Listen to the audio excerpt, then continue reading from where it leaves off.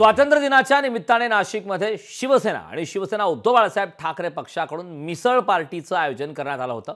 मिसळ पार्टीच्या निमित्ताने दोन्ही शिवसेनेने विधानसभा निवडणुकीपूर्वीची मेजबानी दिल्याची चर्चा नाशिकमध्ये रंगू लागली।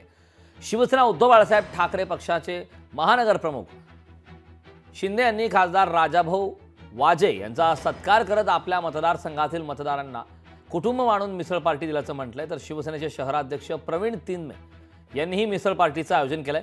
नाशिक शहरामध्ये पार पडलेले हे या दोन्ही मिसळ पार्ट्या आगामी काळात राजकीय ठसके निर्माण करतील असं म्हटलं तर वावगं ठरणार नाही। आचारसंहितेचं उल्लंघन न होता आजचा दिवस हा या संपूर्ण देशासाठी मानाचा, अभिमानाचा, स्वाभिमानाचा आजचा दिवस आहे 15 ऑगस्ट।